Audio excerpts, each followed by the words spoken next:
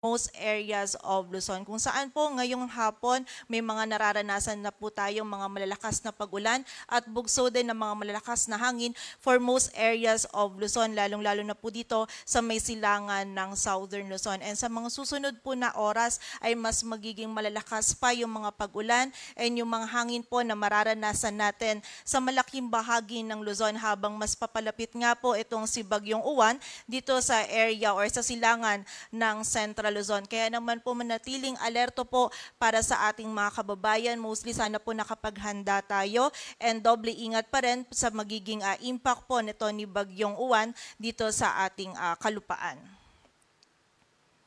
At may kita din po natin dito sa ating radar image as of 4 p.m. today. Ito po yung sentro or yung mata ni Bagyong Uwan kung saan medyo malaki po ito. And may kita din natin, ito yung eye wall niya kung saan yung eye wall niya sa kasalukuyan po ay nada-direct hit na or naapektuhan na po itong area ng Calaguas Islands. Kung saan dyan po sa Calaguas Islands and yung malaking area pa ng Camarines Norte, dyan po nararanasan ngayon yung mga mapaminsalang hangin and yung mga matitindi din pong mga pag-ulan na dala ni Bagyong Uwan. And nakita nga po natin ay ngayong gabi din po ay lalapit ito dito sa area ng Polillo Islands and then mamayang gabi din or bukas ng early morning ay tatama naman po ito dito sa may central portion ng Aurora.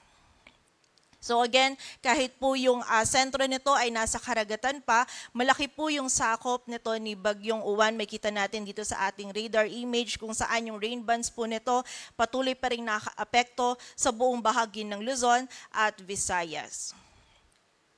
Base po dito sa ating latest forecast track analysis ni Bagyong Uwan, ngayon pong gabi ay lalapit ito dito sa area ng Polillo Islands. Kapag po nagkaroon ng bahagyang pagbaba nito ng track ay hindi rin po natin i-rule out yung possibility na maglandfall po ito dito sa area ng Polillo Islands. But for now, less likely po yung ganitong scenario. But kahit hindi po ito maglandfall dito sa area ng Polillo Islands, ay posible pong direct hit pa rin sila dahil po sakop po sila or madadaanan sila nung eye wall na dala po nito ni Bagyong Uwan. Then after po nito, tonight or tomorrow early morning, ay tatama naman ito dito sa may central portion ng Aurora or dun po siya sa area na yon magla-landfall and then tatahakin naman po nito itong area ng Northern Luzon and then by tomorrow morning naman ay lalabas na ito ng ating kalupaan, most likely dito sa coastal waters ng Pangasinan or La Union.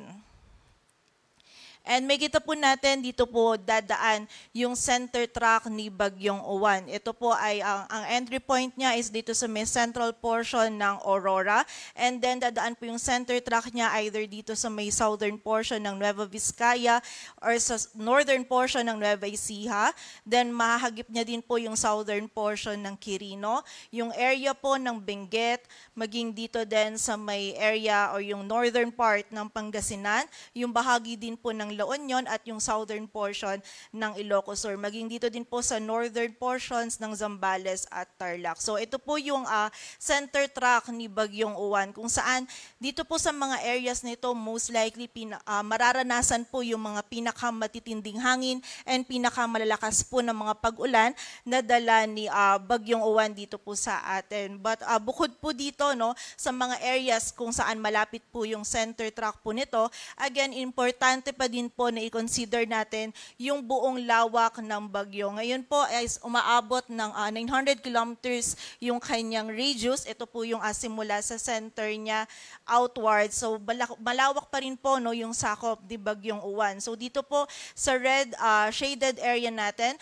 dyan mararanasan yung pinakamatitinding hangin na dala ni Bagyong Uwan, while naman po for dito sa yellow shaded circle natin, dyan po mararamdaman yung mga malalakas po na hangin na dala nito. So again, magsisimula po ngayong gabi yung mas critical hours pa or yung mas crucial hours pa for the whole area of Luzon dahil nga po ngayong gabi or buong magdamag po natin mararanasan yung matitinding hangin and also yung mga matitindi din pong mga pag-ulan and risk din ng storm surge na dala nito sa malaking bahagi pa din po ng Luzon and hagip pa din yung ilang areas ng Visayas. Kaya muli po, para sa ating mga kababayan, sana nakapaghanda po tayo and manatili po tayong alerto. And sa kasalukuyan po yung wind signal number 5 natin ay nakataas sa southern portion ng Quirino, southeastern portion ng Nueva Vizcaya, northeastern portion ng Nueva Ecija, central portion ng Aurora, Polillo Islands, northern portion ng Camarines Norte including Calaguas Islands. Samantala, wind signal number 4 naman sa southern portion ng Isabela, rest of Quirino, rest of Nueva Vizcaya, southern portion ng Ifugao, Mountain Province or southern portion ng Mountain Province, southern portion ng Ifugao, sa area din po ng Benguet, southern portion ng Ilocos Sur, sa bahagi din po ng La Union, Pangasinan, rest of Aurora, rest of Nueva Ecija, northernmost portion ng Zambales, northeastern portion ng Tarlac, easternmost portion ng Pampanga, eastern portion ng Bulacan, maging sa northern portion ng Rizal, sa northern and eastern portions ng Quezon, rest of Camarines Norte, northern portion of Camarines Sur, and northern portion ng Catanduanes. Samantala, wind signal number 3 naman sa southern portion ng mainland Cagayan, rest of Isabela, northwestern, central, and southern portions of Apayao, Abra, Kalinga, rest of Mountain Province, rest of Ifugao, Ilocos Norte, sa rest of Ilocos Sur, rest of Zambales, Bataan, rest of Tarlac, Pampanga, and Bulacan.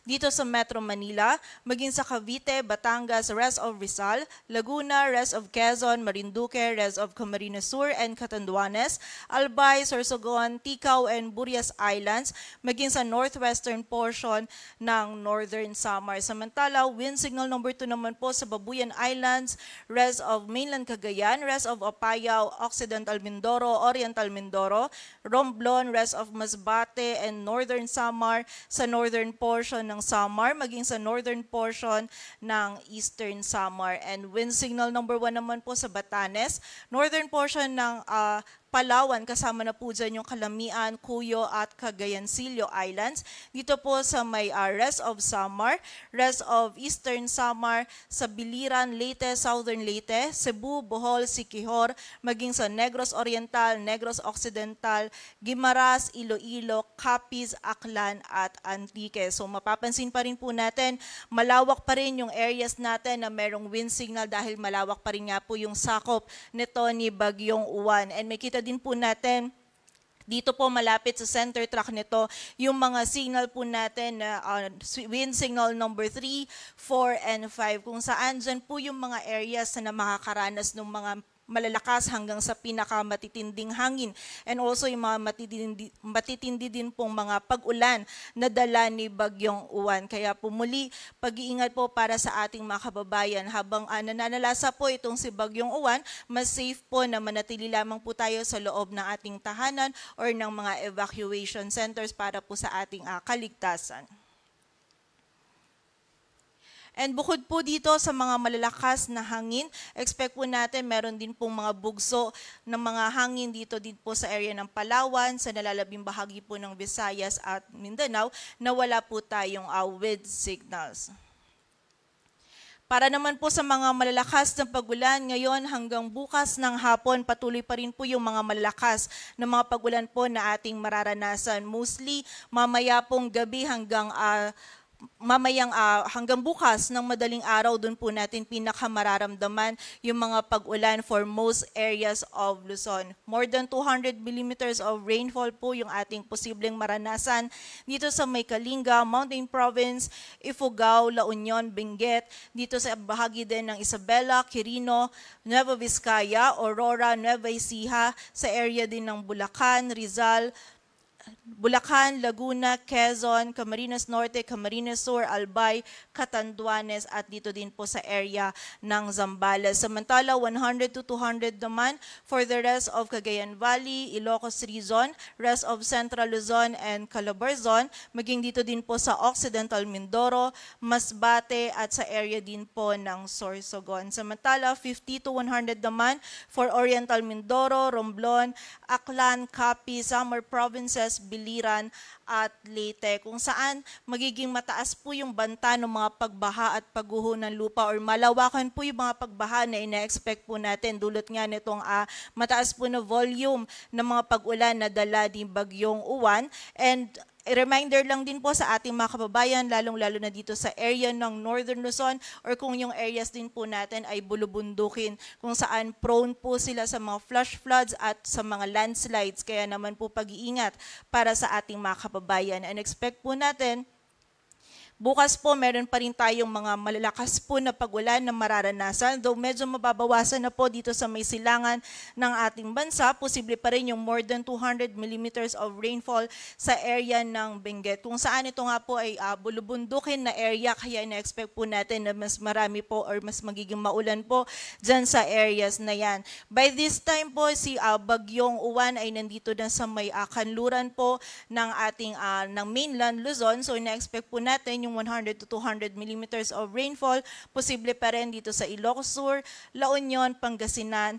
Zambales, Bataan, maging dito din po sa area ng Nueva Vizcaya at Ifugao. So muli po, no, ngayon, simula po ngayong gabi hanggang bukas, dun po natin mararanasan pa yung mga pinakamatitinding mga pag-ulan na dala po ni Bagyong Uwan. Mataas po yung banta ng mga pagbaha at pagguho ng lupa, kaya manatili pong alerto para sa ating mga kababayan, and patuloy din po tayo makipag-ugnayan sa ating mga LGU para dun sa mga aksyon na kailangan po natin gawin para sa ating kaligtasan. Samantala, bukod po dito, meron pa rin tayong high risk ng storm surge kung saan nakita nga po natin, no, more than 3 meters yung possible storm surge height po natin for coastal areas po dito ng Ilocos region, maging ng Cagayan Valley, maging dito din po sa area ng Bicol region at dito din sa may area ng Aurora at Quezon. Samantala, posible din po yung 2.1 to 3 meters sa area ng Bataan, Cavite, Marinduque, Masbate, Northern Samar, Pampanga, Sorsogon at Batangas. And 1 to 2 meters naman for the area of Bataan, Bulacan, Cavite, Metro Manila, Pampanga, Dinagat Islands, Surigao del Norte, Eastern Samar, Antique, Palawan, Occidental Mindoro, Guimaras, Negros Occidental, Zamboanga del Sur at sa bahagi din po ng Zamboanga del Norte, kung saan kapag meron nga po tayong risk ng storm surge, no, nakikita po natin bawal po yung kahit anong marine activities, wag po muna tayong lumangoy, mangisda or maglakbay dagat. And ito pong storm surge posible din magdulot ng coastal inundation or pagbaha po sa mga coastal areas po natin, lalong-lalo na dun sa mga low-lying areas. Kaya naman po sana yung mga kababayan natin ay nakalikas na and manatili pa rin po tayong alerto dahil nga po dito sa maaring epekto ng storm surge dito po sa ating mga lugar na nabanggit.